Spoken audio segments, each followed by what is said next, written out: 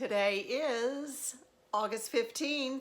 Fire up your sewing machines, get your topper pattern out and go. Our challenge officially starts today. I hope that you are taking part. If you don't know what I'm talking about, look at my two previous videos. Check out Joy Bernhardt. I'll link her channel below. We are conducting a little sewing challenge from August 15th until September 15th. So I hope you're going to take part and sew. I'm just coming in to say, ready, set, go. Let's do this. You can enter as many times as you want. If you want to make several toppers, do it.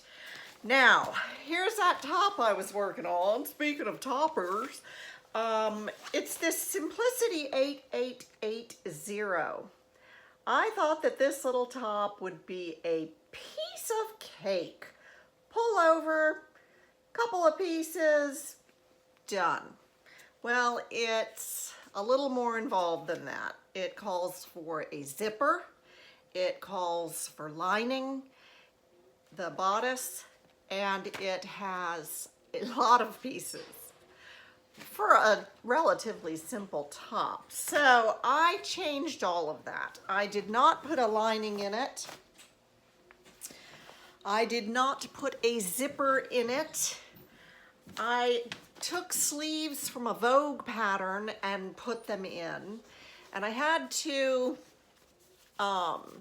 gather them ever so slightly. Now, I didn't mind doing that. This is, if you can see it up close, it's like a pinstripe cotton, and it's rather heavy and stiff, and I thought, well, any little feminine details might look kind of cute and unexpected, and toward that end, I'm thinking of some trim with this ecru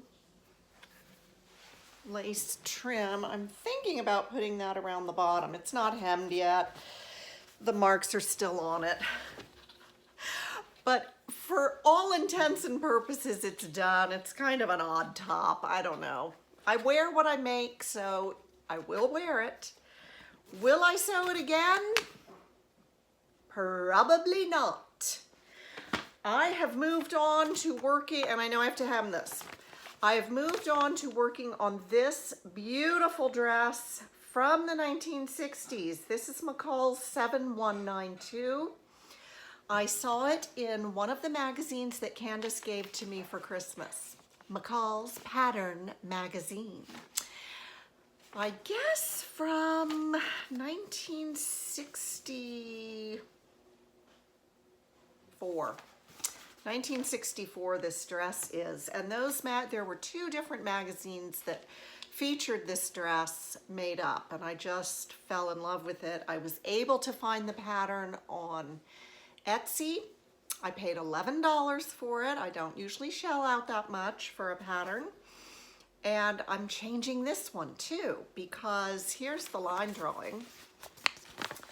And it calls for an all-in-one facing around that square neck and deep V back. Once again, I decided to dispense with the all-in-one facing, and I am going to finish this neckline with bias binding. How will I get around the corners? I don't know. I think that I'll fold the bias binding kind of back on itself to turn the corner and stitch it down. I have already gathered the skirt. I can tell that the skirt is too long. These old 60s patterns, my gosh. They say that they were sized for women about 5'4". I'm 5'8", and I cut off so much on those hems. I've been known to cut 6 to 8 inches off, which it's kind of annoying in the end because, you know, that's a lot of fabric to be cutting off. Now, I know that I should shorten them just before I sew them, and I have taken to doing that. But I went ahead and cut the skirt on this one the length that they wanted. I held it up to me because I thought I don't want to make this one too short. And it's pretty long. So I know I haven't made it too short. If this dress looks really cute, I'm going to wear it to my sister's 60th birthday party, which is coming up this weekend. And I am making this out of a really pretty cotton stripe that I got at Mood. And I showed this a long time ago, maybe back in February when we were looking at the 60s magazines. And I said, I'm going to get fit and tan this summer and make this dress. Well, if I make this dress, I will have achieved 1 out of the 3 goals. I'll go get the fabric, hang on. This is the skirt piece. I have already gathered it.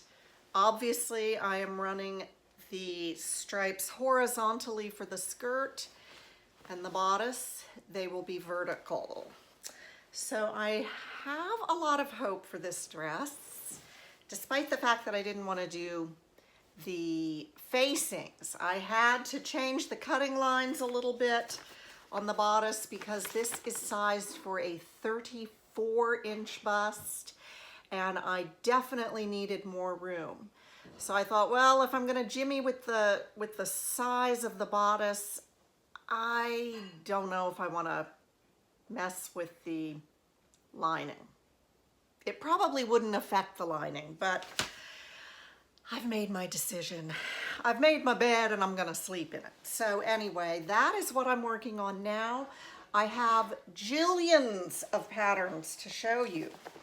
These are all quick sew. I'm kind of on a quick sew jag, you might say. Now, I'm not going to go through all of these right now. I will show you an auction that I won that I was pretty excited about. It's all these men's quick sews, and there are a bunch of repeats.